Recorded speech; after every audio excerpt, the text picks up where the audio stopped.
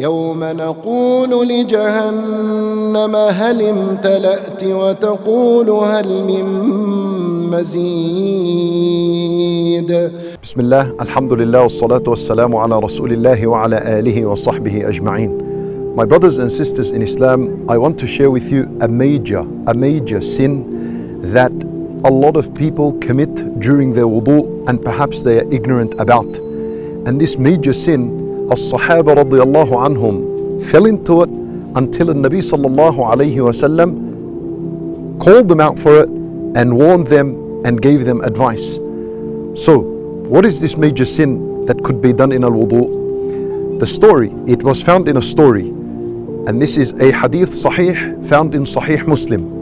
And Nabi sallallahu alayhi wasallam and his companions were on travel, and they were returning to Al-Madinah. So they left Mecca returning back to Al-Madinah. And as they're on the way, they reached an area where there was water, and they hadn't prayed Asr yet. So they wanted to make wudu and pray Al-Asr. So time is running out. The hadith said, فَأَرْهَقَتْنَا صَلَاةُ الْعَصْرِ. Time was running out. So they got to the water when Nabi sallallahu alayhi wasallam is behind the companions, and they made wudu quickly, to the point where when they got to the foot and washed the foot, they completed their wudu, they walked away, and the Sahaba that were behind, when Nabi sallallahu alayhi wasallam that is behind, observed these companions that their heel, the heel which is the bottom of the foot, was not covered with water. So when Nabi sallallahu alayhi wasallam, he shouted aloud and he said, وَيْلٌ لِلْأَعْقَابِ مِنَ النَّارِ وَيْلٌ لِلْأَعْقَابِ مِنَ النَّارِ وَيْلٌ لِلْأَعْقَابِ مِنَ النَّارِ. He screamed it out to all these Sahaba that had just made wudu. He said to them, وَيْلٌ, woe to the one who did not wash his heel completely during the wudu. And he said it 3 times. And the word wail, when it is mentioned for a sin, it makes it a major sin. This is the definition of a major sin. The definition of a major sin is when the Nabi sallallahu alayhi wasallam mentions a punishment or a curse of Allah upon the deed that was committed. Like in this hadith, wail. And the word wail is a word of warning. And some ulama said that wail is a valley in the hellfire. So the hellfire is for the person who did not wash his heel correctly when making wudu. Allahu Akbar. In another hadith, the Nabi sallallahu alayhi wasallam said, Asbighul wudu. He said, complete your wudu correctly. And then he said, Waylun lil'aqabi wa butun al-aqdami min an-nar. He said, woe to the heel and the bottom of the foot from the fire. A person needs to make sure that his foot is washed correctly. And in another hadith he said, وَيْلٌ لِلْعَرَاقِيبِ مِنَ النَّارِ. وَالْعَرَاقِيب, it's a plural of urqub, and urqub is the Achilles. It's that ligament that connects the foot to the heel, that line. So you have the line, this is al-araqib, and then you have the heel, and then you have the bottom of the foot. You must be aware of this matter when you're making wudu.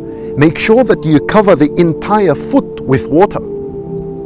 And also, the Nabi sallallahu alayhi wasallam, even though he mentioned the heel, it is not limited to the heel.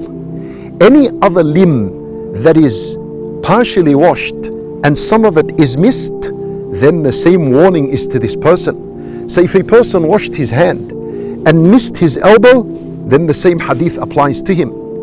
And the hadith of Rasulullah sallallahu alayhi wasallam mentioned the heel because this is the most common place that is missed during wudu. This is why it was mentioned in specific.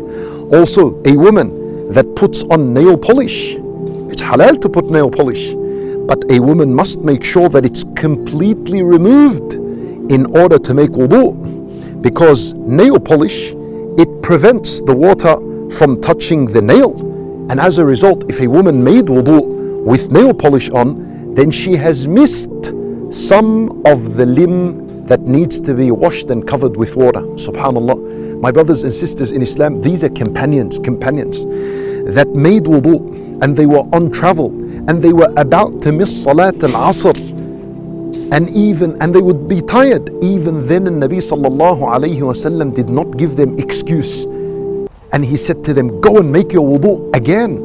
The one who makes this type of wudu needs to make wudu again, so that in order for the wudu to be correct, and in order so he can pray with this wudu. Subhanallah. Finally, my brothers and sisters in Islam, the ulama rahimahumullah, they said, if this was the warning for the one who did not complete his wudu correctly, then imagine the warning for the one who does not pray altogether. Allahu Akbar. Imagine the one who doesn't make wudu and doesn't pray, doesn't attend al-masjid. Allah al-musta'an. We ask Allah subhanahu wa ta'ala to forgive our sins. We ask Allah azza wa jal to teach us and to give us the ability to perform our wudu correctly and to pray correctly. إنه ولي ذلك والقادر عليه. وصلى الله وسلم وبارك على نبينا محمد وعلى آله وصحبه أجمعين.